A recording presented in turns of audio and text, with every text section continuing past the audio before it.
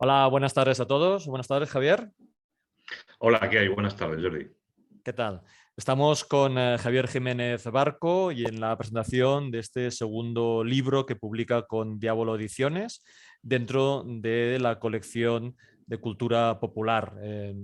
Cuando decimos que es su segundo libro es porque el primero, que también lo presentamos aquí en Disquimos, y podéis ver la presentación en YouTube, tenemos el primer libro dedicado a la historia de las revistas Pulp, que publicaste hace un par de años, y ahora sale como una especie de segunda parte, como un apéndice de este primero, que es el que tenemos aquí en la mano, que tiene por título Terror Tales y los Pulps bizarros, historia de las revistas de horror gótico. Estamos hablando de un género muy concreto, es decir, que del primer libro, que era una visión amplia de la historia de las revistas pulp que surgen a finales del siglo XIX y que prácticamente llega en tu libro pues, hasta principios de los años 50, de todo lo que vimos en ese primer libro, en este segundo volumen te centras específicamente en las revistas de horror. Veremos a lo largo del libro, veremos cabeceras, portadas, autores y todos los intríngulis que hay alrededor de este tipo de historias que es muy curioso. Es un tipo de publicación muy especial. En varios momentos del libro comentas que hoy en día sería difícil que pudiéramos ver algo parecido por la salvajada, digamos, de lo que explicaban y de lo que veíamos. Pero bueno, yo creo que hay gustos para todo. En cualquier caso, desde un punto de vista sociológico, antropológico, si quieres decirlo así, y no solamente desde esta perspectiva, sino yo creo que también desde un punto de vista económico e industrial, yo creo que lo explicas muy bien. Mantienes este estilo de explicar los motivos por los cuales va avanzando las diferentes editoriales hacia una línea u otra, cómo salen unos números y dejan de publicarse porque tienen más o menos éxito, o incluso desde un punto de vista artístico, las decisiones editoriales o las decisiones de los autores o las decisiones de los ilustradores, que también tienen un papel importante. Y veremos también cómo este tipo de lecturas influyen a varias generaciones a posteriori, también como las revistas pulp en general. En cualquier caso, la realidad es que las revistas pulp, que tienen un gran éxito especialmente en Estados Unidos y especialmente en los años 20 y 30 del siglo XX, la realidad es que las revistas pulp tienen todo tipo de géneros, de aventuras, de bélicas, románticas, de todo tipo, pero la realidad, western, ¿no? Pero la realidad es que las revistas de terror de las que vamos a hablar aparecen con un cierto retraso, es decir, que aparecen cuando ya llevamos alguna década de experiencia, ¿no? Yo quería empezar esta charla, bueno, primero de todo felicitar por esta publicación que me ha gustado muchísimo. Muchas Es decir, gracias, Jordi. si con el primero te dije que al final solo sabía un 10% de lo que leí y aprendí muchísimo, yo creo que con este no sabía nada, digamos, porque es un gran desconocido, ¿no? Y yo justamente te quería preguntar cómo surge este tipo de publicaciones en aquel contexto histórico de los años 20 y 30. Pues verás, Jordi, ya había revistas pulp de terror. Había, de hecho, bueno, de hecho mi primer libro, que no lo saqué con Diablo, se centraba en Weird Tales, que es digamos, la publicación insignia. Había otras, Strange Tales, The Thrill Book, en fin. Hubo revistas de terror. Lo que pasa es que este tipo de publicaciones de las que hablamos en este libro surgen un poco por casualidad y es una especie de subgénero del terror, ¿no? Lo que se acabó llamando Weird Menace o Pulse sobrecogedores, ¿no? Sobrecogedores. Entonces, bueno, pues surge básicamente de una revista que no funcionaba. Un editor, Harry Stiger, el editor de La Popular, había sacado una serie de revistas, una de las cuales no acababa de encajar, no acababa de ganarse al público. Era el el Detective Book, el Dime Mystery Book, y no funcionaba. No funcionaba. Había salido como compañero del Dime Detective, y así como el Dime Detective se estaba vendiendo muy bien, el Dime Mystery pues no se vendía. No acababan de coger el enfoque adecuado. Entonces, a raíz de un viaje a París que hace este señor, el editor Stiger, el hombre asiste a una serie de representaciones del Gran Guiñol, que era una especie de un tipo de teatro de lo sobrecogedor y de lo escatológico que se hacía en los años 20-30, primero en París y luego se fue extendiendo por toda Europa, incluso algunas llegaron a Estados Unidos, algunas representaciones. Y el hombre pues se quedó bastante sorprendido, se quedó bastante impactado por las imágenes de horror sádico y de truculencia y de escatologismo que había allí, y dijo, pues mira, a lo mejor esta revista que tenemos, que es el Dime Mystery Book, que no funciona, le podemos dar este toque, vamos a darle un aire. Cuando vuelva a Estados Unidos, pues empieza a recortar la novela completa que aparecía en el Dime Mystery Book, empieza a decir esto, lo vamos a dejar a la mitad y vamos a acompañarlo de un montón de cuentos con estas características. Horror, truculento, atmósferas góticas muy bizarras, un toque de sadismo, un toque de sensualidad, y empieza a pedir ese tipo de material a sus colaboradores habituales.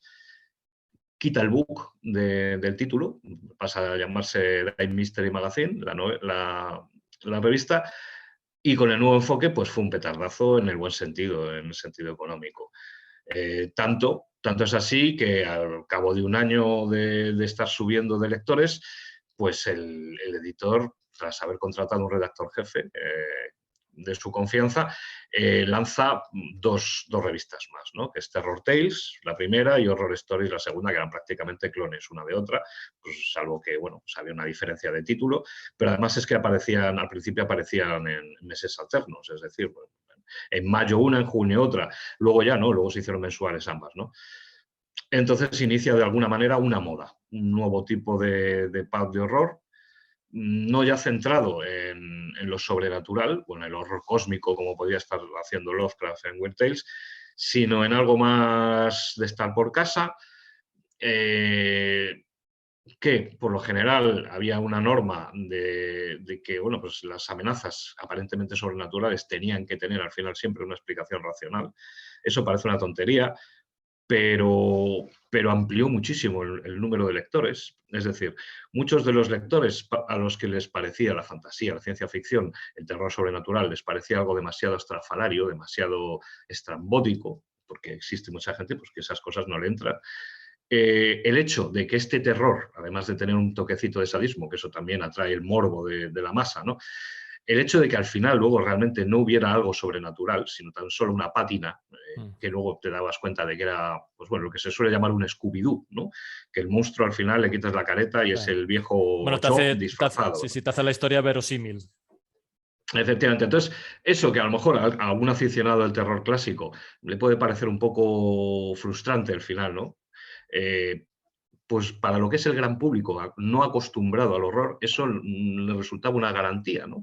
Es decir, le podía parecer estupendo que se le describiera una serie de actos de sadismo y de torturas y tal, por eso le parecía estupendo. Pero el hecho de que a lo mejor la historia quedara al final con un componente sobrenatural auténtico, pues a muchos les dejaba un poco inquietos. Y el hecho de que, bueno, pues de que el autor al final les devolviera los pies a la tierra, de decir, bueno, es que esto realmente no pasa nada, porque era un grupo de fanáticos que se ponían estas máscaras, pues entonces ya eso ya les gustaba mucho. Y de alguna manera eso le hizo al editor ganar muchísimos lectores que de otro modo a lo mejor no habrían comprado una revista de terror, ¿no? Sí, sí.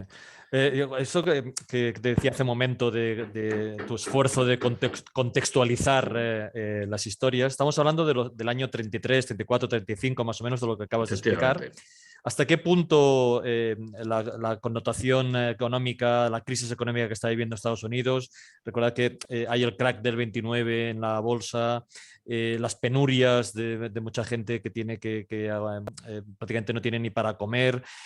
Toda esa situación, ¿qué crees que es el caldo de cultivo para... Bueno, se dice que cuando hay épocas de crisis, fíjate, Jordi, hay este tipo de historias, ¿no? Claro, influye, pero en un montón de cosas. En primer lugar, influye que la gente compre más revistas pulp. Era el método de entretenimiento, como ya dijimos cuando hablamos del primer libro, que era de pulp general, era el método de entretenimiento del público en general. Claro. No había pasta para ir al cine más que una vez cada mucho, no existía la tele, obviamente, la radio la tenían unos pocos y varias familias se congregaban para escuchar los programas de radio, pero 10, 15 centavos, pues uno se podía comprar una revistilla de estas y te daba para leer bastante, ¿no? Claro. Entonces, de alguna manera, en primer lugar, el pulp o el pulp en general se crece con la depresión. Crecen con la depresión pues porque la gente necesita, lógicamente, un modo de salir de su miseria cotidiana y ahí la tienen muy baratita y da para mucho. Luego, por otra parte, este tipo de revistas de horror bizarro gótico, de alguna manera colma las expectativas de alguna gente, pues una gran mayoría de estadounidenses que están frustrados, que están amargados, que están hasta las narices de todo y les está proporcionando emociones muy fuertes, Sí. más fuertes que las demás revistas, ¿no? Si las otras revistas le está dando western o aventura o tal, aquí no, aquí hay chicha, carnaza y morbo. Y luego, por último, también esa depresión influye a que muchos de los que acabarían siendo los autores estrella de este tipo de revistas de horror bizarro, pues muchos de ellos eran abogados, eran periodistas, tenían pues, un trabajo normal y corriente y con la depresión se quedan en la calle. Y entonces, la depresión es también la que lleva, de alguna manera, a que mucha gente que tiene una cultura, una formación relativamente normal y tirando a buena, pues acaba escribiendo este tipo de cosas porque es pasta. Y entonces, pues claro, dice, oye, pues me están pagando por hacer este tipo de cosas, ¿no? Y bueno, pues entonces muchos autores que tienen bastante calidad, pues acaban haciendo estos cuentos para los pulps bizarros y oye, pues eso de alguna manera influye también, ¿no? O sea, que ya ves si la depresión tiene que ver. Claro que sí. El tema de los autores es muy interesante. Incluso dedicas un capítulo a hablar Sí, claro. los más importantes, pero luego haces una visión genérica. Te quería comentar un aspecto muy interesante de lo que acabas de decir, de que gente que no era habitual de este tipo de obras acaba viniendo aquí porque hay negocio. ¿Hasta qué punto hay el uso o el abuso del anonimato, ¿no? Es decir, que buscan seudónimos. Puede haber varias ideas, ¿no? O intenciones de poder publicar varias historias en el mismo número pareciendo que son varias personas, o incluso de que no se asocie su nombre real a ese tipo de historias tan truculentas, ¿no? Claro, efectivamente, el primer motivo para los seudónimos, por lo general, era repetir en el mismo número, que no hubiera dos historias del mismo autor, pues el autor se solía tener un nombre de la casa o un nombre suyo, y entonces a lo mejor pues podías, de hecho, pero eso se daba en todo tipo de revistas pulp, Sí. No solamente en los de Wermenace. En Blue Book, por ejemplo, había un autor que era H. Bedford Jones, que le llamaban el rey de los pulp, porque el tío tenía una producción absolutamente brutal y aparecía por lo general 2 o 3 veces en Blue Book. Y claro, una con su nombre y otra pues, con otros seudónimos, ¿no? ¿Por qué? Porque, claro, la gente diría, joder, ¿cuánto de este tío, no? Ya. Pero parece que lo ves con otro nombre y dices, bueno, entonces no pasa nada, este es otro, ¿no? Esa es la primera razón. Otra, pues sí, efectivamente, que cuanto más truculento era la revista, pues menos quizá algunos autores querían ver asociado su nombre a ese contenido, ¿no? Claro. En algunos casos pasaba con las revistas de Wermenace en general, pero por ejemplo con los pulp picantes, los spicy, de los que hablo también concretamente de Spicy Mystery, que era el Sí. que se puede meter en este tipo de revistas, pues en Spicy Mystery, claro, se juntaban dos cosas. Primero, que era un pulp que era de Wermenace y segundo, que era picante. Sí. Entonces, pues claro, algunos autores que querían dar el salto a las revistas pijas, a las Slick, dice, joder, si es que si me ven mi nombre aquí en esta cosa picante y tal, pues no. Entonces, Ya. claro, se buscaban un Sí. seudónimo. Luego volveremos a las revistas picantes, que son muy interesantes como lo explicas, pero Sí, para seguir una línea, digamos, en el discurso, cuando estábamos un hablando de orden. que hay autores que prefieren que no salga su nombre, este tipo, ¿de qué estamos hablando? Porque a mí me ha gustado mucho el título Claro. de tu primer capítulo, que le llamas Sadismo Popular. Y realmente, yo cuando estaba leyendo, Tiene incluso... una doble acepción. Primero, que es un sadismo popular, es decir, para las clases populares y para todos, ¿no? Exacto. Y luego porque la editorial en concreto que hacía el Dime Mystery, Terror Tales y Horror Stories era la Popular Publication. Exactamente. ¿Vale? Sí, Entonces sí. era, pues eso, el sadismo de la popular o el Sí, sí, sadismo sí, sí, popular. sí. Bueno, Pero tiene el bueno, doble. la realidad es que incluso tú añades algún párrafo de alguna obra. La realidad es que cuando estoy leyendo tu libro pienso, ¿cómo deberían de dormir estos autores? Porque explicas Algunos, la verdaderas verdad es que salvajadas, ¿no? tenían que ser una partida de cachondos, salvo alguno que se lo tomaba especialmente en serio.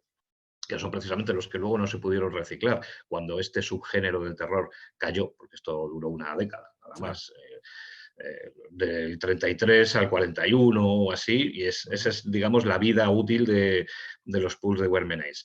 Y entonces hubo algunos, como Donald Graham, que era de los más sádicos, que cuando se dejan de publicar este tipo de revistas, desaparece porque completamente, ¿no?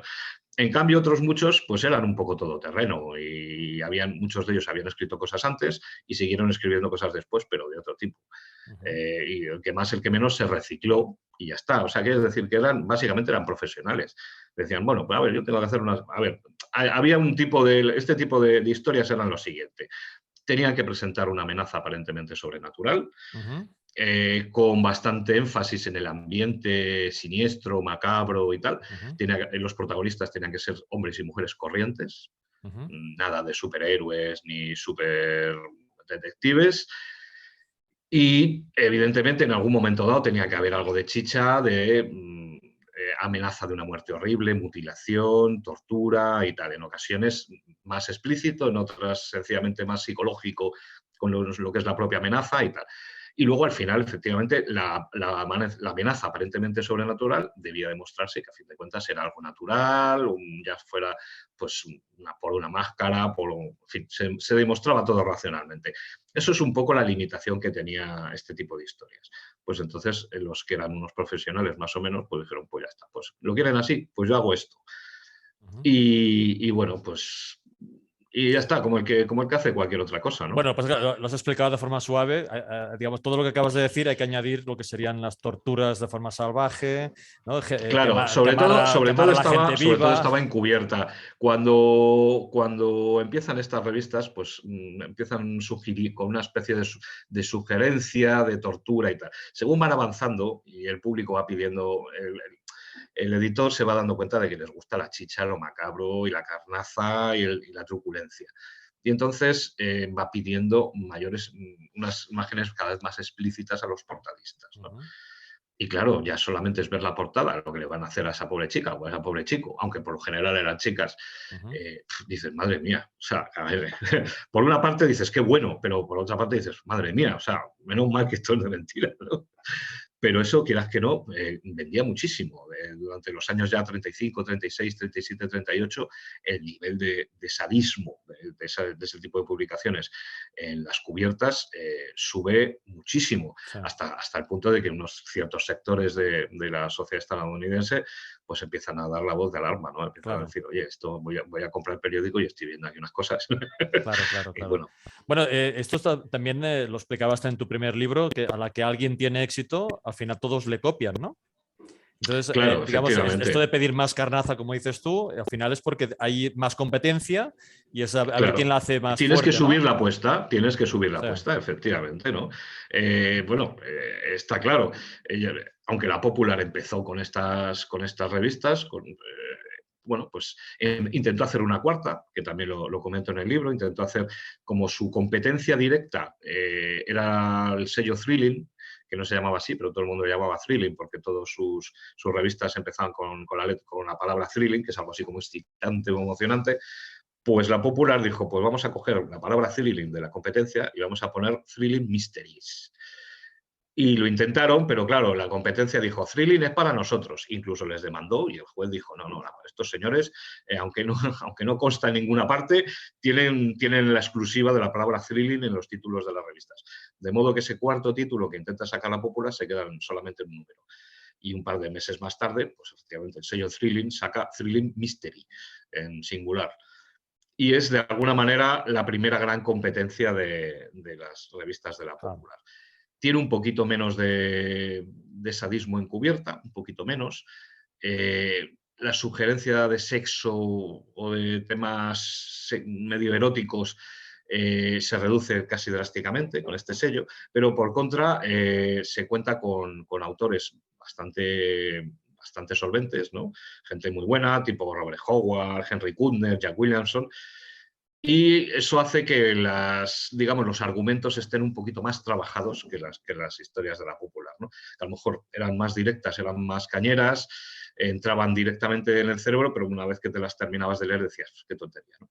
En cambio, en Thriller Mystery, bueno, a veces también te dicen, vaya tontería que me acabo de leer, pero en general suele estar bastante más currado el argumento, ¿no?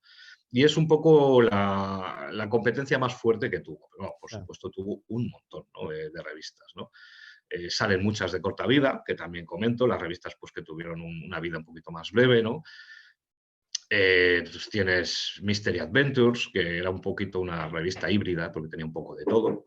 No solamente Weird Ace, sino que también pues, tenía aventura en general, tenía pues, incluso a veces un poquito de ciencia ficción. Fue una revista un poco extraña, pero bueno, pues se las apañó para durar un poquito más que otras muchas, pues que a lo mejor duraron 3 o 4 números, ¿no? Y efectivamente, poco a poco la Popular va viendo cómo se va reproduciendo como setas las revistas de la competencia y va subiendo, en consecuencia, la apuesta en cuanto a truculencia, ¿no? Diciendo, bueno, pues joder, cada vez son más, tenemos nosotros que ser más que ellos. Y las revistas cada vez se van poniendo más calentitas en cuanto a la cubierta. Bueno, al final todo lo que estás explicando es como si fuera el libro de estilo de estas editoriales, lo que le diría el editor a los autores. Y hay un momento en tu libro que me gusta muchísimo, que hay una explicación de cómo se define lo que es el horror, lo que es el terror.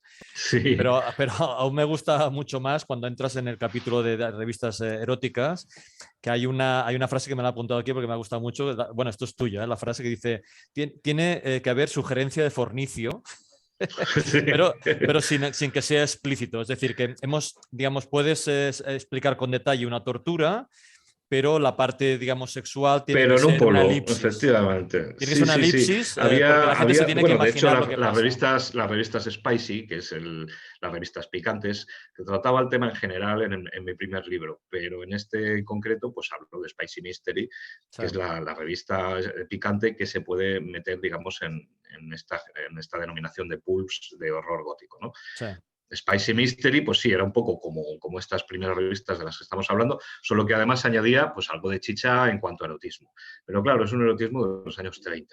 Sí. Entonces es un erotismo que hoy en día lo lees y que lo puede leer mi hijo de 10 años. Bueno, ya tiene 18, pero cuando lo tenía, ¿no? Es decir, se lo puedes dar a cualquiera, porque realmente pues sí habla después de que la chica se está quedando un poco desnuda, de que es muy guapa, de que descripciones anatómicas un poquito por encima, pero sobre todo más estéticas que otra cosa. Y luego, pues sí, pues el héroe la aferra, la abraza, incluso a lo mejor le puede tocar una teta, y luego ya hay una elipsis narrativa, ¿no? Es como la escena de la chimenea que había antes, ¿no? Que la cámara se giraba la chimenea, se veía ardiendo los troncos y sabías que ahí pasaba había algo. pasado algo, ¿no? Sí, sí.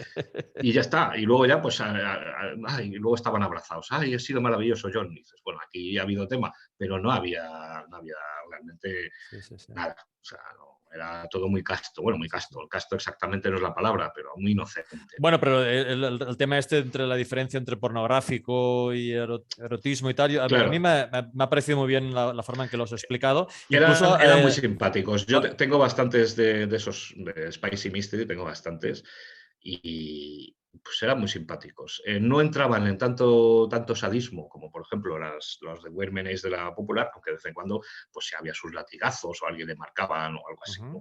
Porque, bueno, pues tenía que haber un poco. Pero no entraban tanto...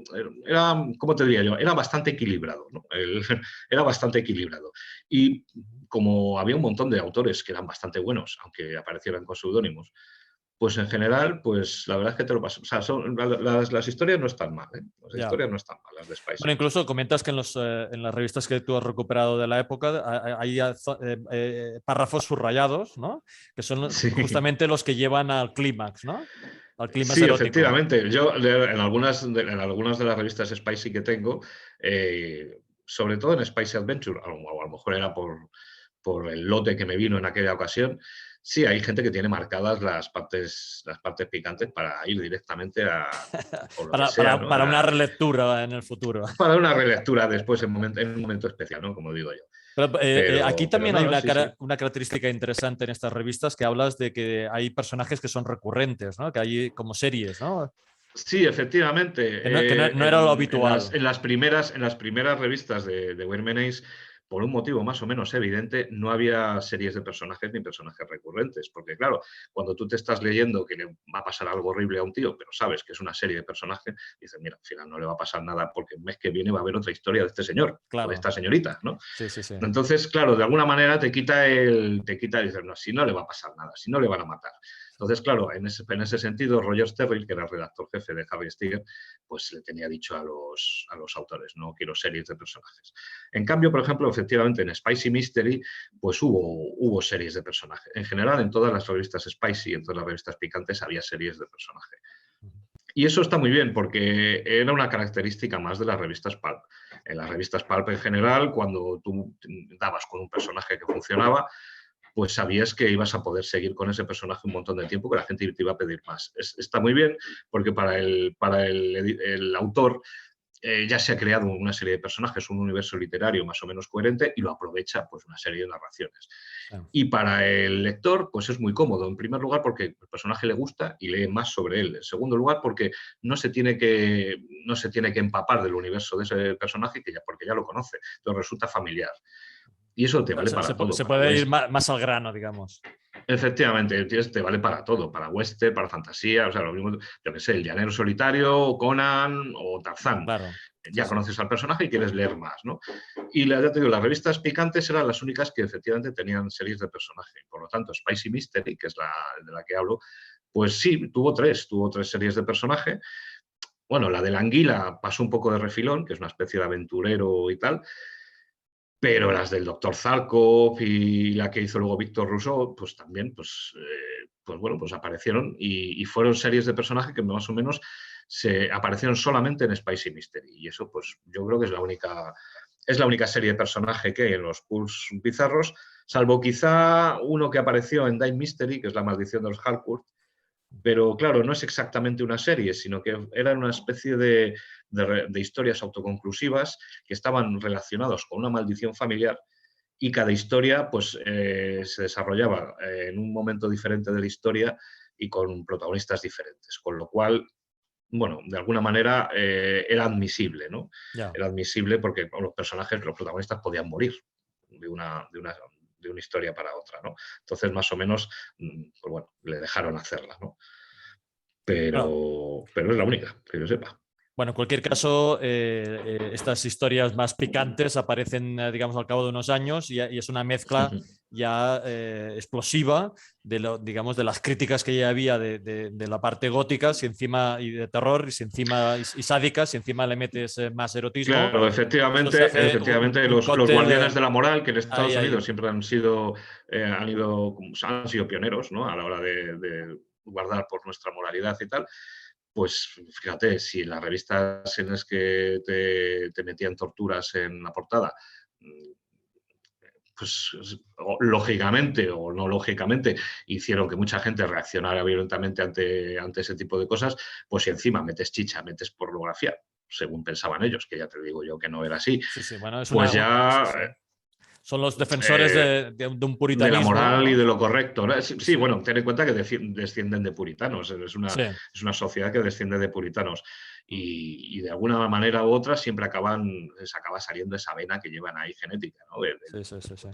Bueno, Nosotros sabemos lo que es correcto, ¿no? claro, en cualquier caso, yo creo que tu libro es súper interesante también para contextualizar un tipo de consumo de ocio que se extiende mucho más de esta época a la que te refieres tú en tu libro, de los años 30-40, porque en realidad estas son las obras que leían los autores de cómic que en los años 50 acaban siendo Claro, famosos y que justamente la Diablo Ediciones está publicando en la biblioteca de terror de los efectivamente, años joder, 50 o las y en historias de unos la tomos crítica. preciosos, Sí, y en sí, unos sí. tomos preciosos lo está sacando Pues Lorenzo, algunas de el esas editor. historias son historias inspiradas, cuando no directamente, digamos, guionizadas de esos relatos de los años 30. Entonces hay una cierta Claro. continuidad, una expansión en el tiempo, de que estas historias de los años 30 llegan a los años 50 y ahí el puritanismo tiene su Les máximo vuelve a dar esplendor. otra vez, efectivamente. O sea, lo que les había pasado a los antecesores, que son estas revistas de horror bizarro, les vuelve a suceder luego a los cómics de horror de EC y de otras otras Bueno, y el editoriales famoso, similares. el famoso libro de La seducción del inocente, del año 54, con el psicólogo alarmando a la sociedad de que este tipo de cómics iba a provocar el desastre. Entonces, todo eso ya es un cóctel Molotov que cambia y revoluciona completamente el sector industrial en los años 50. Entonces, me parece fantástico que desde Diabolo haya este tipo de iniciativas de ir analizando, investigando ese contexto sociológico, editorial, económico, industrial que lleva a la cultura hacia esos derroteros, ¿no? Hasta el hecho de que tú en tu libro dedicas el último capítulo a hablar de cómo nos llegan esas historias en castellano, ¿no? Sí, efectivamente. Claro, una de las cosas que le ha sucedido a las revistas Pulp en España es que, bueno, pues nos ha llegado una parte. En la parte pequeñita. No siempre nos ha llegado todo. Sí. Y claro, pues dado que este libro versa sobre este tipo de publicaciones, no puedo evitar hacer un apéndice, como Sí, tú sí, dices, sí, es sí, el sí. último capítulo, Sí, sí, sí. informando al lector, bueno, ¿qué tuvimos nosotros aquí de todo esto de lo que hemos estado Sí, sí, hablando? sí, ¿No? está muy interesante. Sí, sí, sí. Y sí, bueno, tuvimos una publicación que se llamaba Narraciones Terroríficas, Exacto. pues que empezó precisamente publicando Weird Tales, Uh-huh. una mezcla entre Weird Tales y lo que es el terror clásico, ¿no? Desde Becker hasta Poe o yo qué sé, o Nolé de Balzac incluso, de todo. Sí. Y luego ya cuando José Mallorquí, que era el que llevaba la revista, lo deja a la altura de 30 y pico, 40, pues empiezan a publicar directamente todo este tipo de pulp, sobre todo de Dime Mystery, horror Uh-huh. stories y terror tales, ¿no? Sí, Y bueno, pues tenemos tampoco que busque uno en todo sí. colección Hay y que en decir eBay, que pues las publicaciones se hacían en Argentina y nos llegaba de diferente manera, digamos, ¿no? Nos llegaba sí, aquí. llevaban muy poquitos. De hecho, el número 10 en Argentina no lo encuentras, porque es el único que encuentras aquí fácilmente. Lo único que el número 10 ya te digo, es de la primera época, que era una mezcla entre Weird Tales y horror clásico. Y estamos hablando de los años 40 más o menos, ¿eh? Los años 40, Claro, 50. 50. Así es como Sí, llega, pues, como una década después, ¿no? sí, Entonces, todos estos pools de finales de los 30, principios de los 40, que es cuando se publica la Weird Menace en Estados Unidos, sí, a, al mercado hispanoamericano, pues llega a finales de los 40, principios de los 50. sí, O sea, casi una década después. sí, sí, Y sí. ya te digo, y es muy complicado encontrarlos en España. Imagínate los pulses estos de horror bizarro en medio de la posguerra franquista. Imposible. Claro, O sea, eso claro. se publicaba en Argentina y ya está. A lo mejor llegaba alguno bajo cuerda, pero nada más. Lo único que pasa es que, claro, ahora con el mercado global, pues te puedes meter y un señor de Argentina, pues por un módico precio te lo manda transatlánticamente, ¿no? Está claro. Pagando, eso sí, pero Sí, bueno. sí, sí. Sí, sí, sí, sí. Bueno, en cualquier caso, la realidad es que este libro nos sirve a los aficionados a la lectura, pero también al cómic y también a la contextualización del terror en general durante el siglo XX. Yo creo que este libro nos ha ayudado. Hay muchísima información que yo realmente no conocía. Es un gran desconocido, es la realidad. Sí. Este tipo de publicaciones son un gran desconocido. Te sirve como apéndice del primero. Yo creo que el primero va a pasar a la historia porque nos va a situar, digamos, en el contexto de lo que son las revistas de pulp, pero la verdad es que en este momento en que Diablo está publicando las colecciones de la biblioteca de cómic de terror de los años 50 y las historias de la cripta, yo creo que es un momento fantástico para celebrar este libro que volvemos a decir el título, Terror Tales y los Pulps Bizarros, historia de las revistas de horror gótico, que realmente ha sido muy, muy, muy interesante de leer. ¿Tienes alguna cosa que quieras añadir para acabar esta presentación? ¿Alguna cosa que quieras que no Pues hayamos comentado? darte las gracias por esta presentación, por lo bien que lo hemos pasado, animar a los lectores a que se animen con este segundo libro, darle las gracias por el éxito que ha tenido, que tuvo el primero y que ha permitido sacar este. Y bueno, pues decirles que no les va a decepcionar, que les va a gustar y que es un libro pues divertido y informativo, ¿no? Y Claro que sí. efectivamente, como tú dices, nada sale de la nada. Y esas revistas de la DC, de cómics, de horror, pues estaban influidas tremendamente Sí, por este tipo de revistas pulp y por lo tanto es de algún modo una especie de presentación, ¿no? De dónde viene ese concepto de horror tan, escatológico, ¿no? Y tan aterrador, ¿no? Y pues viene de aquí. Está claro. Entonces, oye, pues te deseo muchísima suerte y la suerte tuya será la suerte nuestra también, porque significará que podrás continuar trabajando y podremos seguir leyendo libros. Bueno, ya estoy con un tercer libro. Perfecto. O sea que muchísimas gracias por todo, Jordi. A ti. Y hasta la próxima. Que tengas mucha suerte. Hasta la próxima. Adiós.